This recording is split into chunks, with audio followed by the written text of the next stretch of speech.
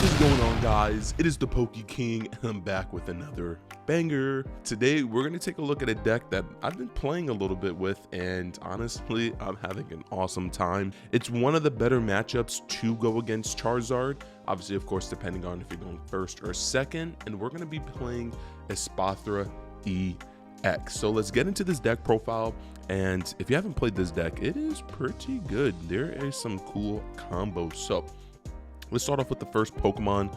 We have the Flittle, the D stage, the basic for Esparthra. Now we're playing two of the free retreat with 30 HP, and then I'm trying out one of the 40 HP Flittle. The reason why, once again, it's awesome with the retreat being able to switch in and out, but I try to not open this one. Of course, sometimes I do. But having the free retreat does help, so may go back to 3. I would say if you're trying out the deck, play 3 of the free retreat, but right now I'm trying the 40 HP just for the math aspect of it. Now the main star of the deck is going to be this girl right here. This is Esparthra-EX. Now what makes this card awesome is, of course, it's a terrestrialized Pokemon, so it's a Terra, so you prevent all damage when it's on the bench. It also has decent HP for stage 1, 260. Dazzling Gaze. When this Pokemon is in the active spot, attacks used by your opponent's active Pokemon cost 1 colorless more. So you kind of force Charizard into these weird scenarios where they have to load up 3 energies just to even hit this card.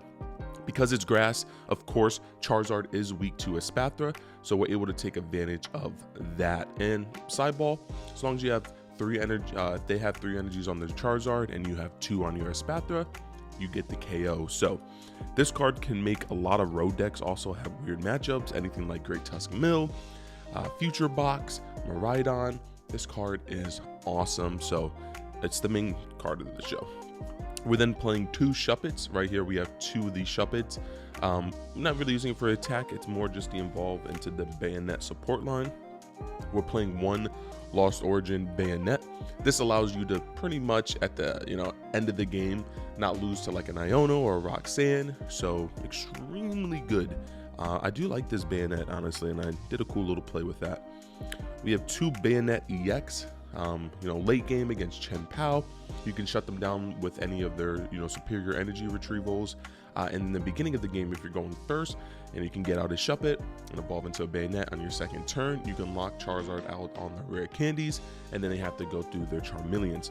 Most Charizard decks are usually only paying 1 Charmeleon. They switch to and from, so you're able to take advantage of that and pretty much lock them out of rare candies. We're playing 3 Not 2. So we're playing the Xatu support line. So we're running 3 Natu there. And then we have 3 Xatu. This card is awesome. Once during your turn, you may attach a basic psychic energy card from your hand to one of your bench Pokemon. And if you attach energy to a Pokemon in this way, you draw 2 cards. So against any deck, just being able to pretty much have a second attachment and draw 2 cards, I believe it's very similar to the Shadow Rider VMAX that used to be out last format. So Xatu, super good, such a great support line. Then for the support Pokemon, we run 1 Radiant Alakazam.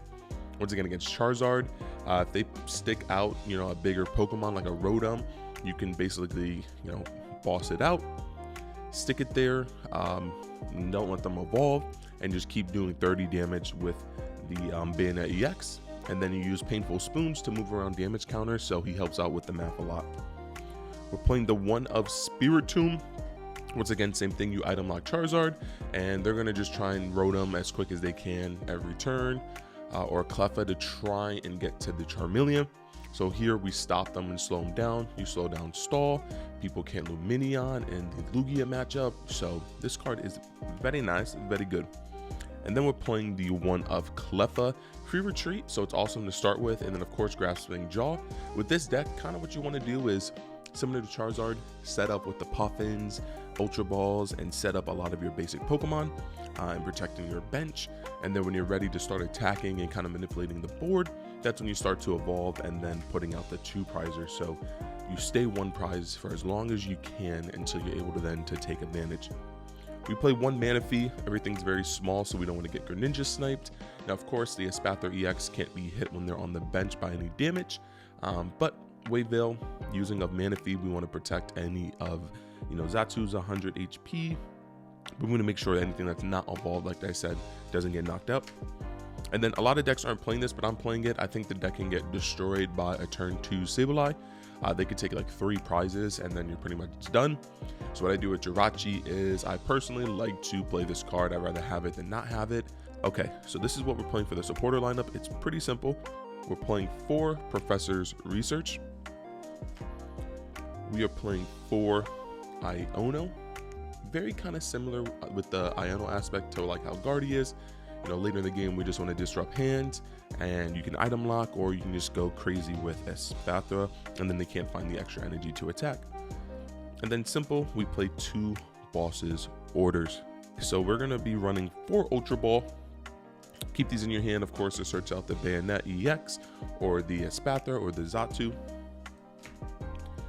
This deck loves itself some Buddy Buddy Poffin. Pretty much want to see this. At least you can see 1 or 2. If you see 2, it's pretty nutty.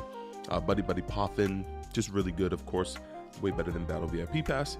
Now, this is the controversy. I've been playing 3 Capture Aroma. You'll see most decks playing 3, but I'm going to try out probably 2 Capturing Aroma and 1 Great Ball.